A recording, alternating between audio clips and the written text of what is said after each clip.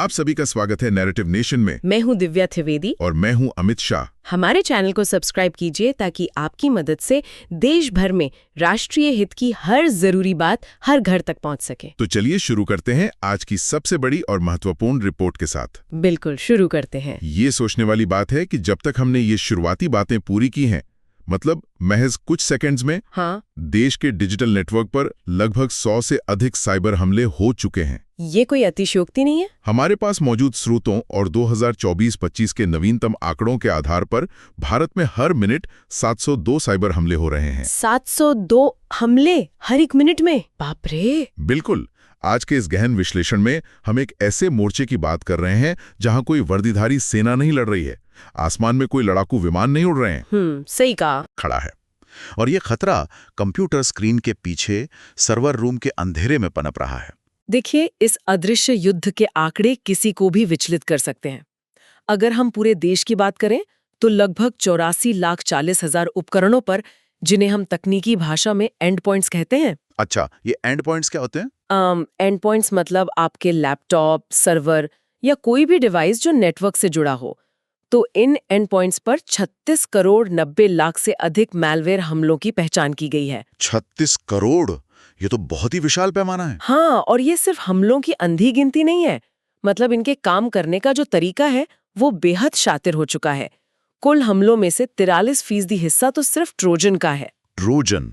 ये वही है ना जो छिपकर आता है? बिल्कुल। डिजिटल दुनिया में ट्रोजन एक बिल्कुल सुरक्षित और मतलब सामान्य दिखने वाले सॉफ्टवेयर का रूप धारण कर लेते हैं, जैसे कोई PDF फाइल हो गई या कोई साधारण सा मोबाइल ऐप। जब तक सिस्टम को खतरे का आभास होता है तब तक ये अंदर बैठकर सुरक्षा के सारे दरवाजे खोल चुके होते हैं। और इसके बाद 34% हमले इन्फेक्टर मैलवेयर के होते हैं। इन्फेक्टर नाम से खतरनाक लग रहा है। हाँ, इनका एकमात्र उद्देश्य ही सिस्टम की मुख्य फाइलों को दूषित करके पूरे नेटवर्क को पंगु बनाना होता है। ठीक है, आइए इस गुत्थी को थोड़ा आसान भाषा में डिकोड करते हैं। पहले जो साइबर सुरक्षा प्रणालियां होती थीं, उनका काम करने का तरीका बिल्कुल पारंपरिक पुलिस जैसा था। हाँ, सही एनालॉजी है। मतलब पुलिस अपराधियों को उनकी पुरानी तस्वीर या फिंगरप्रिंट देकर पहचानती थी। तकनीकी भाषा में इसे सिग्नेचर बेस्ड डिटेक्शन कहते हैं, जहां पहले से ज्ञात वायरस की पहचान सिस्टम में दर्ज होती है। बिल्कुल। अगर कोई फाइल उस पुरानी पहचान से मेल खाती है तो एंटीवायरस उसे रोक देता है। लेकिन अब अपराधी इतने शातिर हो गए हैं कि वे हर दिन अपना चेहरा बदल कर आ रहे हैं। हाँ, और यही सबसे बड़ी चुनौती है। तो अब पुलिस को उनकी तस्वीर पर नहीं बल्कि उनके चाल चलन और व्यवहार पर नजर रखनी पड़ रही है। एकदम सही कहा। हैकर्स इस बात को भली भांति समझते हैं, इसीलिए वे अब अपने मैलवेयर के कोड में लगातार बदलाव कर रहे हैं ताकि दुनिया के किसी भी डेटाबेस में उनकी कोई पुरानी पहचान या सिग्नेचर न मिले। तो फिर हम उन्हें पकड़ कैसे रहे हैं? ताज़ा रिपोर्ट स्पष्ट करती हैं कि अब लगभग 14.5% हमलों को उनके व्यवहार या बिहेवियर के आधार पर पकड़ा जा रहा है। अच्छा, बिहेवियर के आधार पर? हाँ, सिस्टम अब ये विश्लेषण करता है कि कोई फाइल अचानक से असामान्य व्यवहार तो नहीं कर रही। उदाहरण के लिए, अगर कोई साधारण सी दिखने वाली फाइल बैकग्राउंड में छिपकर अचानक हजारों फाइलों को एक साथ लॉक या एन्क्रिप्ट करने लगे तो सिस्टम अलर्ट हो जाता है। बिल्कुल। तो व्यवहार आधारित सुरक्षा प्रणाली उसे तुरंत वहीं रोक देती है। ये देखना भी बहुत महत्वपूर्ण है कि ये हमले सिर्फ IT कंपनियों या बैंकों तक सीमित नहीं है। मतलब आंकड़ों के अनुसार सबसे ज्यादा प्रभावित क्षेत्रों में हेल्थ केयर यानी हमारा स्वास्थ्य क्षेत्र 21.82% के साथ सबसे ऊपर है। ये बहुत ही चिंताजनक बात है। हाँ, और उसके बाद हॉस्पिटैलिटी यानी सत्कार उद्योग का नंबर आता है। लेकिन स्वास्थ्य क्षेत्र को निशाना बनाना ये बहुत क्रूर है। देखिए, स्वास्थ्य क्षेत्र को सबसे बड़ा निशाना बनाने के पीछे एक बहुत स्पष्ट और क्रूर कार्यप्रणाली है। अस्पतालों का डेटा अत्यधिक संवेदनशील होता है। वहां हर पल जीवन और मृत्यु का सवाल होता है। हैकर्स ये अच्छी तरह जानते हैं कि अगर किसी बड़े अस्पताल का सिस्टम ठप कर दिया जाए तो क्या होगा। तो अफरा तफरी मच जाएगी। बिल्कुल। मरीजों की जान बचाने के भारी दबाव में अस्पताल प्रशासन जल्दी से फिरौती या रैंसम देने के लिए मजबूर हो जाएगा। ये एक मनोवैज्ञानिक और आर्थिक दोनों तरह का दबाव बनाने की रणनीति है। अस्पतालों में मरीजों की जान पर बना ये संकट वाकई एक भयानक तस्वीर पेश करता है। लेकिन उन अस्पतालों की जीवन रक्षक मशीनें, वेंटिलेटर या किसी भी डिजिटल सिस्टम को चलाने वाली बिजली ही अगर पीछे से काट दी जाए तो क्या होगा? ये तो और भी खौफनाक स्थिति है। हाँ, और यहीं से हमारी ये इन डेप्थ चर्चा एक और भी बड़े और संवेदनशील नेटवर्क की ओर मुड़ जाती है। देश का पावर ग्रिड और हमारी ऊर्जा सुरक्षा। पावर ग्रिड तो मतलब किसी भी देश की अर्थव्यवस्था की रीढ़ होता है, और यहीं पर विदेशी हार्डवेयर का एक बहुत गहरा चक्रव्यूह सामने आता है। चक्रव्यूह? कैसा चक्रव्यूह? देखिए, भारत का ऊर्जा वितरण का ढांचा आयातित इंडस्ट्रियल कंट्रोल सिस्टम, या जिसे हम शॉर्ट में ICS कहते हैं, और स्काडा सिस्टम पर बहुत ज्यादा निर्भर है।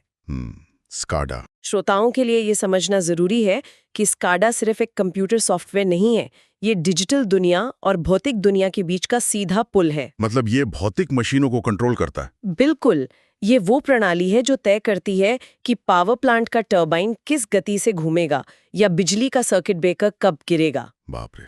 अगर हैकर्स इन प्रणालियों पर नियंत्रण कर लें तो वे सिर्फ डेटा चोरी नहीं करते, बल्कि भारी भौतिक तबाही मचा सकते हैं। और चिंता की बात यह है कि इनमें से बहुत सारा सेंसिटिव हार्डवेयर मुख्य रूप से चीन से सप्लाई होता है। ये चुनौती तो बहुत बड़ी है, और ये केवल पुराने हार्डवेयर तक ही सीमित नहीं है। मतलब सरकार की योजना है कि 2027 तक पूरे देश में 25 करोड़ नए स्मार्ट मीटर लगाए जाएं। स्मार्ट मीटर का प्रोजेक्ट बहुत बड़ा है। और ये मीटर सीधे इंटरनेट से जुड़े होंगे। ये बिजली की खपत का रियल टाइम डेटा भेजेंगे। लेकिन जरा सोचिए, जब 25 करोड़ नए इंटरनेट कनेक्टेड उपकरण किसी ग्रिड में जुड़ेंगे, तो क्या ये हैकर्स के लिए घुसपैठ करने के 25 करोड़ नए दरवाजे नहीं खोल देगा? तकनीकी भाषा में इसे अटैक सरफेस का बढ़ना कहते हैं। जब भी आप किसी सिस्टम का विस्तार करते हैं, उसमें सेंधमारी की गुंजाइश भी उतनी ही बढ़ जाती है। सही बात है। अब सबसे बड़ी व्यवहारिक समस्या ये है कि पूरे पावर ग्रिड में लगे पुराने विदेशी उपकरणों को रातों रात उखाड़कर स्वदेशी उपकरण लगाना, जिसे रिप एंड रिप्लेस रणनीति कहते हैं, वो आर्थिक और लॉजिस्टिक रूप से लगभग असंभव है। हाँ, देश के हर ट्रांसफार्मर और सबस्टेशन को बंद करना तो मुमकिन ही नहीं है। बिल्कुल, उससे तो पूरी अर्थव्यवस्था रुक जाएगी। इसलिए मौजूदा नीतियां सिर्फ नई खरीद की गहराई से जांच करने पर केंद्रित हैं। परिणाम यह है कि जो पुराना विदेशी हार्डवेयर दशकों से सिस्टम में लगा हुआ है, वो आज भी एक जीवित खतरे के रूप में मौजूद है। तो इस पूरी स्थिति का असल में अर्थ क्या निकाला जाए? अगर हमें मालूम है कि उन पुराने विदेशी हार्डवेयर में कोई छिपा हुआ मैलवेयर या स्पाईवेयर हो सकता है, जो दूर बैठे किसी भी व्यक्ति के इशारे पर पूरे देश की बिजली गुल कर सकता है, तो क्या ये ऐसा नहीं है कि हमने अपने घर की सुरक्षा के लिए एक बहुत मजबूत नया दरवाजा तो लगा लिया है, लेकिन उसका पुराना ताला बनाने वाले के पास पहले से ही हमारे घर की मास्टर चाबी मौजूद है? बहुत सटीक उदाहरण है। और यहाँ सबसे दिलचस्प बात यह है कि ये मास्टर चाबी इसलिए भी खतरनाक है क्योंकि हमारा पूरा पावर ग्रिड आपस में बहुत गहराई से इंटरकनेक्टेड है। इंटरकनेक्टेड मतलब सब कुछ एक दूसरे से जुड़ा है। हाँ, अगर उस चाबी से हैकर्स ने सिर्फ एक दरवाजे यानी एक ग्रिड को हैक करके बंद कर दिया, तो बिजली का वो सारा भार अचानक दूसरे ग्रिड पर पड़ेगा। वो ग्रिड भी ओवरलोड होकर ट्रिप हो जाएगा। और फिर तीसरा, इसे कैस्केडिंग फेलियर कहते हैं। ताश के पत्तों की तरह एक के बाद एक पूरे देश के पावर स्टेशन बंद हो सकते हैं, जिससे एक विशालकाय ब्लैकआउट हो सकता है। यहाँ ये पूरा मामला एक बेहद दिलचस्प और खतरनाक मोड़ ले लेता है। अब तक की चर्चा से ये स्पष्ट है कि ये सब कुछ सिर्फ पैसों की चोरी या फिर फिरौती मांगने के लिए नहीं हो रहा है। बिल्कुल नहीं। ये नए युग का शीत युद्ध है, जहां मैदाने जंग में बंदूकें या तोपें नहीं, बल्कि कीबोर्ड, कोड और नेटवर्क एक्सेस ही सबसे मारक हथियार बन चुके हैं। ये राष्ट्र प्रायोजित या स्टेट स्पॉन्सर्ड साइबर युद्ध की वास्तविकता है। साइबर हमले अब पूरी तरह से भू राजनीतिक हथियार बन चुके हैं। जियोपॉलिटिकल हथियार? हाँ, खुफिया स्रोत स्पष्ट रूप से बताते हैं कि जब गलवान घाटी में सीमा पर तनाव चरम पर था, ठीक उसी समय कुछ हैकिंग समूहों ने भारत के पावर ग्रिड को अपना निशाना बनाया था। कौन से समूह थे वो? रिपोर्ट्स के मुताबिक रेड एको और टैग 38 जैसे हैकिंग समूह। और इन समूहों के पीछे चीनी सरकार का हाथ होने की पुष्टि कई तकनीकी विश्लेषकों ने की है। और ये कोई संयोग नहीं है कि इन समूहों ने लद्दाख के पास स्थित 7 स्टेट लोड डिस्पैच सेंटर्स को ही अपना निशाना बनाया। बिल्कुल, टाइमिंग देखिए आप। हाँ, जहां सीमा पर सेनाएं आमने सामने थीं, ठीक वहीं की बिजली व्यवस्था को ठप करने की कोशिश की गई। इसके लिए उन्होंने शैडो पैड नाम के बेहद जटिल मैलवेयर का इस्तेमाल किया। और पता है, उन्होंने इंटरनेट से जुड़े सामान्य कैमरों का भी इस्तेमाल किया है, जिन्हें IoT डिवाइस कहा जाता है। इन कैमरों के डिफ़ॉल्ट पासवर्ड अक्सर बहुत कमज़ोर होते हैं, जो हैकर्स के लिए एक खुला निमंत्रण बन जाते हैं। दुश्मन देश अब सीधे सैन्य टकराव से बचते हैं और इसके बजाय बुनियादी ढांचे को अंदर से खोखला करने की रणनीति अपनाते हैं। सही कहा। इसी तरह एडवांस्ड परसिस्टेंट थ्रेट यानी APT समूहों का जिक्र करना भी आवश्यक है। ये कोई साधारण हैकर नहीं होते जो मजे के लिए कंप्यूटर हैक कर रहे हों। तो ये कौन होते हैं? ये पूरी तरह से राज्य प्रायोजित हैकरों की फौज होती है, जिनके पास विदेशी सरकारों की फंडिंग और असीमित संसाधन होते हैं। रिपोर्ट इस बात की पुष्टि करती है कि पाकिस्तान से जुड़े हैक्टिविस्ट और APT समूहों ने भारत के खिलाफ 15 लाख से अधिक साइबर हमले किए हैं। 15 लाख?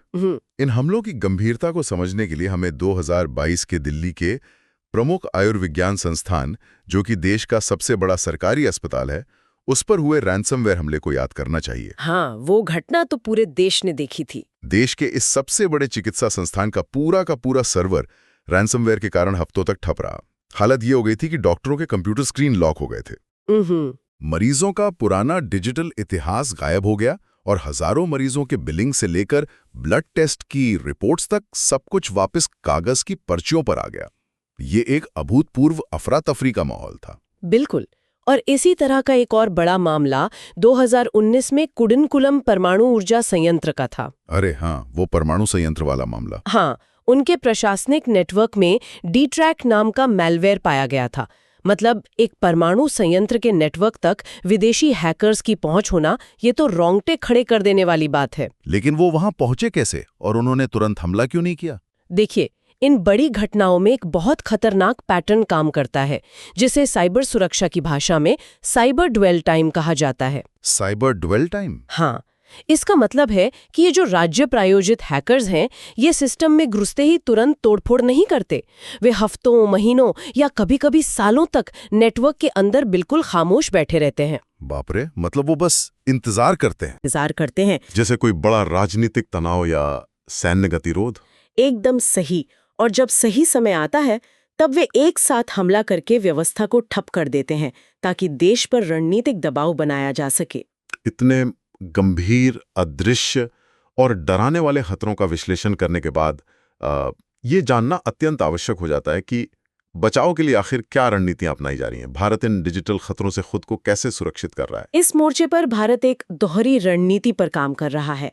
पहला हिस्सा है मेक इन इंडिया और PLI स्कीम के तहत अपने घरेलू हार्डवेयर निर्माण को बड़े पैमाने पर बढ़ावा देना। ताकि हम आत्मनिर्भर बन सकें। हाँ, क्योंकि अगर सर्वर, माइक्रोचिप और राउटर भारत में ही बनेंगे, तो उनमें उत्पादन के स्तर पर ही विदेशी स्पाईवेयर या बैकडोर चिपके होने का खतरा काफी हद तक समाप्त हो जाएगा। और संस्थागत स्तर पर क्या हो रहा है? संस्थागत मोर्चे पर CERT-IN जैसी राष्ट्रीय नोडल एजेंसी लगातार निगरानी कर रही है। इसने एक बहुत सख्त नियम लागू किया है कि किसी भी संस्था में कोई भी साइबर घटना होती है तो उसकी रिपोर्ट 6 घंटे के भीतर करना अनिवार्य है। 6 घंटे के भीतर? ये तो काफी सख्त नियम है। बिल्कुल। इसके साथ ही NCIPC जैसी संस्थाएं देश के महत्वपूर्ण सूचना बुनियादी ढांचे की 24 घंटे रक्षा कर रही हैं। इसके अलावा नियामक ढांचे में भी 2023 में लाया गया digital personal data protection act यानी DPDP एक्ट एक बड़ा कदम माना जा रहा है। लेकिन इस कानून में ऐसा क्या है जो कंपनियों को साइबर सुरक्षा को गंभीरता से लेने पर मजबूर कर रहा है? इस कानून की सबसे बड़ी ताकत इसका भारी भरकम जुर्माना है। अच्छा। देखिए, पहले संस्थाएं डेटा चोरी होने पर इसे सिर्फ एक जनसंपर्क या PR की समस्या मानकर रफा दफा कर देती थीं। हाँ। और IT सुरक्षा पर ज्यादा पैसा खर्च नहीं करती थी। हाँ, वो सोचते थे कि बस माफी मांग लेंगे तो काम चल जाएगा। बिल्कुल। लेकिन अब DPDP एक्ट में लापरवाही से डेटा उल्लंघन होने पर 250 करोड़ रुपए तक के जुर्माने का प्रावधान है। 250 करोड़? हाँ, इस एक कदम ने साइबर सुरक्षा को कंपनियों के छोटे से IT बजट से निकालकर सीधे बोर्डरूम की सबसे गंभीर चर्चाओं में शामिल कर दिया है। पैसे की बात आती है तो सब गंभीर हो जाते हैं। सही कहा। और इसके साथ ही बीमा नियामक IRDA साइबर बीमा को बढ़ावा दे रहा है। अगर किसी छोटे उद्योग पर रैंसमवेयर हमला होता है तो वे अक्सर दिवालिया होने की कगार पर पहुंच जाते हैं। हाँ, उनके पास तो उतना बैकअप भी नहीं होता। साइबर बीमा उन्हें इस आर्थिक झटके से उभरने और अपना व्यवसाय दोबारा खड़ा करने का एक बहुत बड़ा सुरक्षा जाल प्रदान करता है। लेकिन यहाँ मैं थोड़ा रुककर एक बुनियादी सवाल उठाना चाहूंगा। हाँ, बताइए। कागज पर ये नीतियां, कानून और जुर्माने बहुत प्रभावशाली लगते हैं, लेकिन क्या ये सब जमीनी हकीकत में कारगर हैं? आप ऐसा क्यों कह रहे हैं? क्योंकि जो खुफिया स्रोत हम खंगाल रहे हैं वह स्पष्ट रूप से बताते हैं कि भारत का मौजूदा ढांचा मुख्य रूप से प्रतिक्रियाशील या रिएक्टिव है। मतलब हमला होने के बाद हम जागते हैं और बचाव करते हैं। हार्डवेयर की रिवर्स इंजीनियरिंग करने या माइक्रोचिप के अंदर गहराई में छिपे अनजान खतरों को पकड़ने की हमारी स्वदेशी क्षमता अभी भी सीमित है। ये बात तो है। तो इस थ्रेट डिटेक्शन गैप के चलते क्या हम सिर्फ बाहरी तौर पर बैंडेड लगाकर एक बहुत गहरी अंदरूनी चोट का इलाज करने की कोशिश नहीं कर रहे हैं? अगर इस पूरी तस्वीर के बड़े परिप्रेक्ष्य को देखा जाए तो ये चिंता बिल्कुल वाजिब है। सिर्फ नियम बनाना दुश्मन से एक कदम आगे रहने की गारंटी नहीं है। बिल्कुल। पारंपरिक सुरक्षा के तरीके अब नाकाफी साबित हो रहे हैं। इसीलिए अब पूरी दुनिया में और भारत में भी जीरो ट्रस्ट आर्किटेक्चर को लागू करने पर सबसे ज्यादा जोर दिया जा रहा है। जीरो ट्रस्ट आर्किटेक्चर सुनने में बहुत तकनीकी लगता है। ये असल में काम कैसे करता है? किसी पर भरोसा मत करो, हर कदम पर जांच करो। अच्छा। पुराने कंप्यूटर नेटवर्क एक किले और खाई की तरह काम करते थे। अगर किसी ने सही पासवर्ड डालकर खाई पार कर ली तो किले के अंदर वो कहीं भी घूम सकता था। उस पर पूरा भरोसा किया जाता था। हाँ, एक बार अंदर आ गया तो सब कुछ एक्सेस कर सकते हैं। लेकिन जीरो ट्रस्ट में किले के अंदर के हर एक कमरे पर ताला लगा होता है। उदाहरण के लिए, अगर किसी कंपनी का CEO अपने ही लैपटॉप से लॉगिन करता है, हाँ। तो सिस्टम सिर्फ पासवर्ड देखकर दरवाजे नहीं खोलता। वो ये विश्लेषण करता है कि क्या कारण है कि CEO रात के 3 बजे किसी नई जगह से 10,000 मरीजों का डेटा डाउनलोड कर रहे हैं। ओहो, मतलब वो सिर्फ पासवर्ड नहीं देखता, हालात भी देखता है। बिल्कुल। सिस्टम तुरंत उस प्रक्रिया को रोक देगा। ये सिर्फ पहचान की नहीं बल्कि संदर्भ या कॉन्टेक्स्ट की जांच करता है। ये तो बहुत एडवांस तरीका है। और इसके साथ ही सभी उद्योगों में एक रियल टाइम इन्वेंट्री बनाने की भी मांग की जा रही है, ताकि सरकार को हर सेकंड पता रहे कि देश के महत्वपूर्ण ढांचे में कौन सा डिजिटल पुर्जा कहाँ लगा है और वो क्या काम कर रहा है। तो आज के इस गहन विश्लेषण को समेटते हुए हम साफ तौर पर यह निष्कर्ष निकाल सकते हैं कि साइबर सुरक्षा अब सिर्फ कंप्यूटर ठीक करने वाले IT विभाग की जिम्मेदारी नहीं रह गई है। बिल्कुल नहीं। ये सीधे तौर पर हमारी राष्ट्रीय सुरक्षा का सबसे संवेदनशील हिस्सा बन चुकी है। एक साल में 36 करोड़ से ज्यादा मैलवेयर हमले, पावर ग्रिड पर हैकिंग समूहों की नजर और हर दिन अपना रूप बदलने वाले वायरस, ये सब इस बात का अकाट्य प्रमाण है कि हम एक घोषित लेकिन अदृश्य डिजिटल युद्ध लड़ रहे हैं। ये एक निरंतर चलने वाली प्रक्रिया है। खतरे हर दिन अपना रूप बदल रहे हैं, इसलिए हमारी सुरक्षा प्रणालियों को भी उनके साथ साथ बल्कि उनसे एक कदम आगे रहकर विकसित होना होगा। नीतियां बन रही हैं, तकनीक बदल रही है, लेकिन सबसे बड़ी चुनौती इन सब के बीच आपसी तालमेल बिठाकर उन्हें बिना किसी चूक के जमीनी स्तर पर लागू करने की है। इस इन डेप्थ चर्चा का समापन करते हुए एक विचार जो हर किसी को गहराई से सोचना चाहिए। हमने शुरुआत में लॉक और मास्टर की बात की थी।